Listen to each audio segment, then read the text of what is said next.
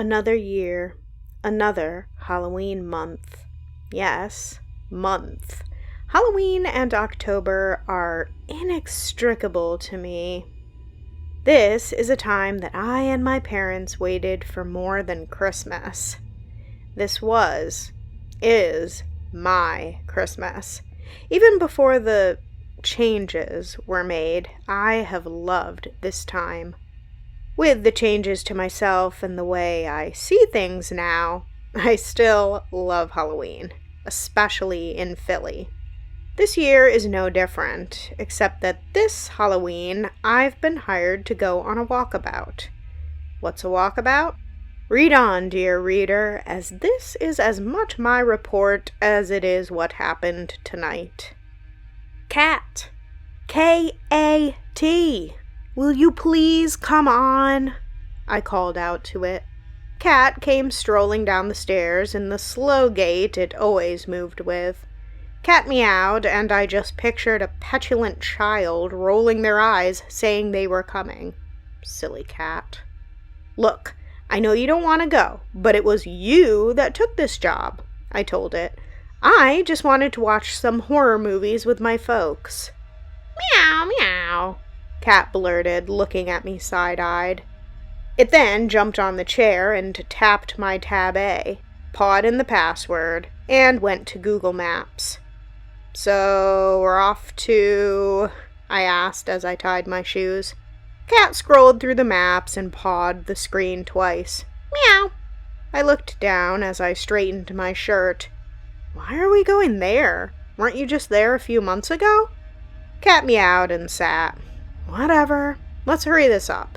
You know who wants me to visit after midnight. She's finally going to tell me, so we'll need to hit the road by at least 10. Cat seemed genuinely excited at that. I guess it wanted this over as fast as possible, too. We drove out to West Laurel Hills from my place and parked at Westminster Cemetery. Cat wanted to go in and show me the place where it saved this kid a few months ago. Good job, kitty. Seal's still there, and the groundskeepers are none the wiser. Now, let's hit the walkabout. It's 5:55 p.m. The kids and parents should be heading out about now. For you readers out there, a walkabout is when people like me, walk certain parts of a neighborhood, town, or city on certain days of the year. You've all heard of how the veil between worlds is thinner on Halloween. It kind of is, but not really. The veil is always thin. It's just that people's belief that it's thinner actually makes it thinner. Belief is a huge thing. It can have literal effects that, even when they take time, still occur. In this world, belief changes minds, changes politics, the way people see things, the way people affect things in real time. But only on certain days is that mass power truly a thing to behold. Halloween is one such day. When a walkabout occurs, some human hunters and others, like myself, walk the world and watch for breaches.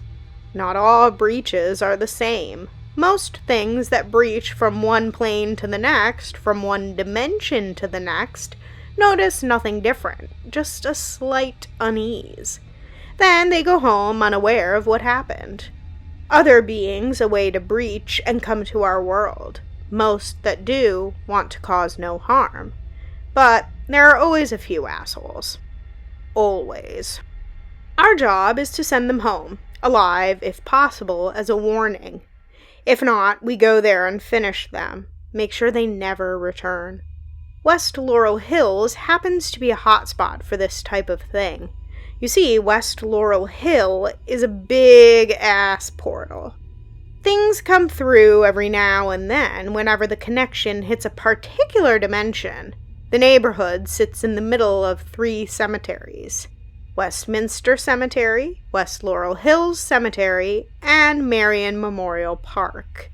Now, graveyards themselves are normally benign 99.8% of the time. Well, except for muggers, vagrants, and whatnot. But when you take the belief of a large group of humans and the triangle of 3 points of power in a small area, you get a ginormous portal to almost anywhere. Within that triangle, you have to be aware of certain things like arches and natural doorways and portals. Anything bound by at least 3 sides can form a door. My job is to find them and check to see what's coming out or going in. As we crossed Belmont to Overhill, the sounds of the holiday could be heard.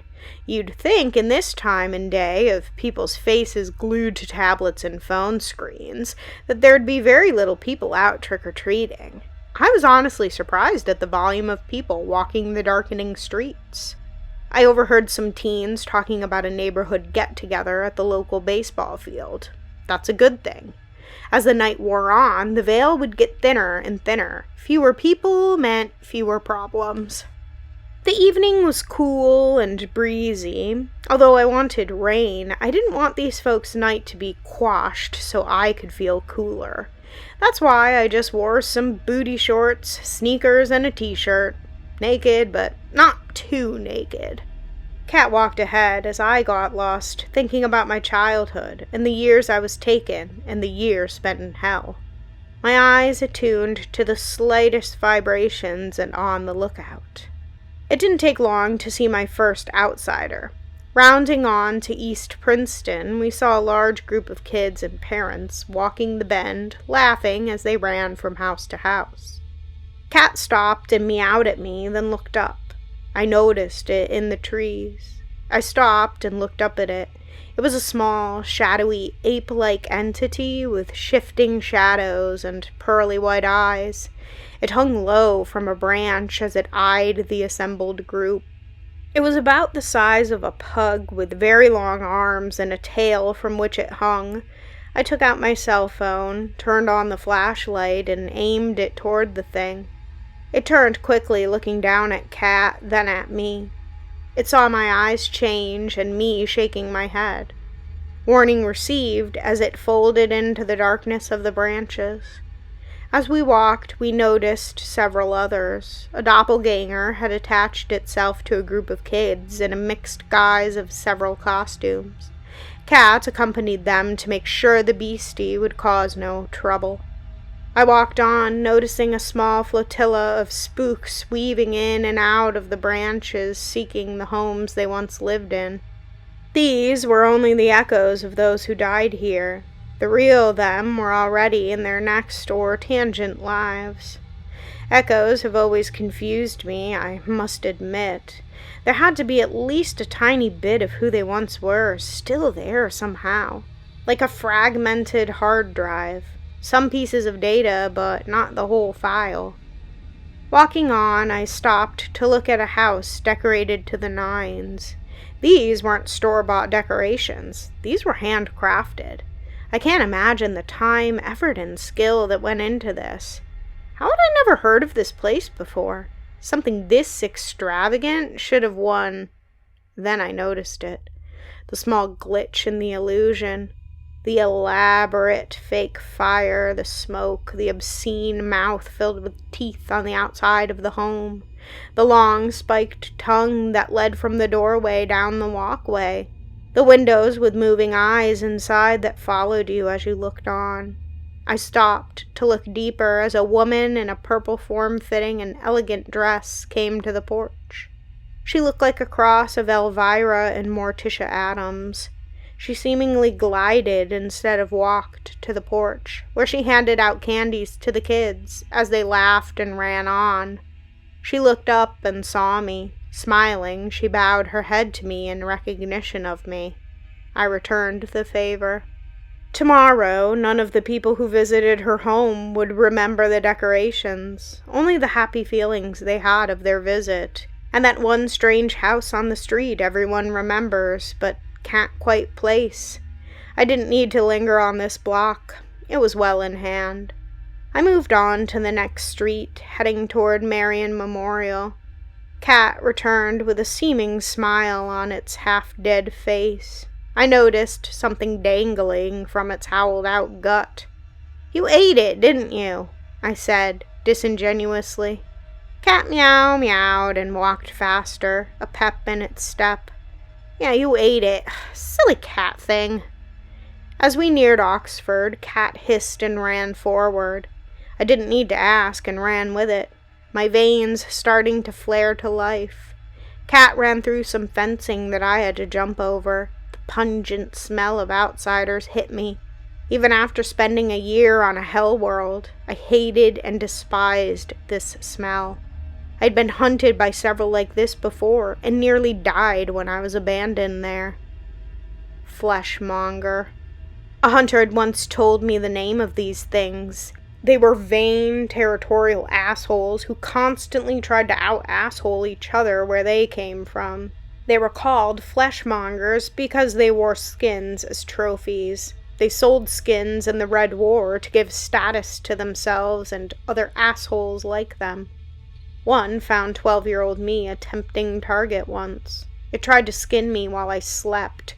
When I woke up, it said I'd make a nice ring for its tail. I ran from it then and only survived by falling into a pit that belonged to something worse. The two teens on the ground in this secluded and tree-covered backyard had no such pit. I could see that it was already too late for one of them, as the thing had already started to flay the skin from his body while wearing the mask from his costume.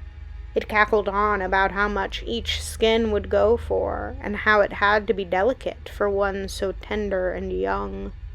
The other teen was bleeding heavily on the ground as Cat attacked it. "Mine!" it screeched as Cat closed on it.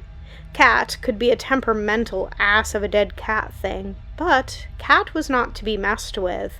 Whatever curse filled Cat after it was killed also gave it a shit ton of power. I checked on the bleeding kid as he gurgled. External and internal bleeding, I thought to myself. Cauterize the wound. Cover the wound. Steady the breathing. Check for head trauma. Elevate the head. If the panic is too great, knock the kid out. "Kid, this is gonna hurt," I told the kid dressed as some anime character. Taking 2 fingers, I stuck them inside his body. I knew what to look for. Torn lungs. Fleshmongers killed by drowning. It was slow, painful, and allowed them to take the skin off a still living body which produced all manner of chemicals and enzymes.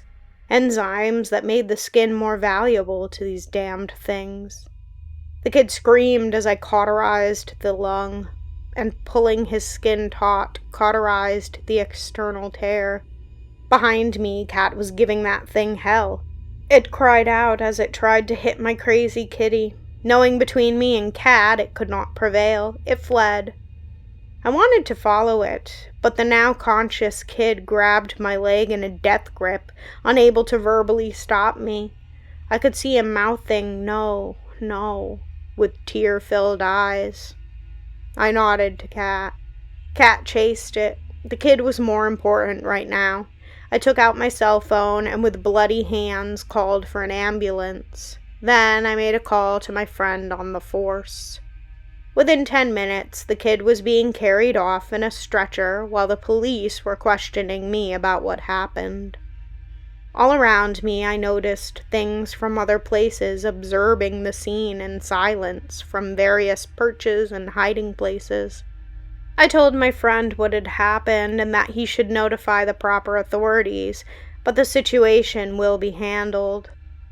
He nodded and left me. I went to the kid before they pulled off and told him I needed to do one thing. He held my hand as I put my other on his shoulder. He winced at the slight burning sensation. "You'll be okay. This will never happen to you again, I promise. Try to sleep, okay? My friend will locate your relatives, and I'll visit you soon," I told him, stroking his forehead. Cat was sitting on the ground, waiting for me to return. "Meow," Cat stated. "Show me." We walked for about a block until we came to the backyard of a run-down home. In the backyard was a huge pile of trash that the owner had neglected to clean for years, it seemed. But near another pile was a dried and rotted tree limb that dangled over the busted wooden fencing. Is this the one? I asked Cat. Cat meowed. You have some of its blood on you. I have the blood of the kids on me. We have our key, I told it. Cat meowed. Are you okay with doing this? If we're not back in time, you might not get paid. I might not get my story from the Pumpkin Queen. But those kids didn't deserve this. Cat meowed. We can't save everyone, but we will remember those lost, and save who we can. Are you sure? I asked, rubbing the mixed blood around the internal edges of the portal. The portal glowed softly, and then the visage of the other place appeared within its confines. All right, let's get that son of a bitch. Cat meowed.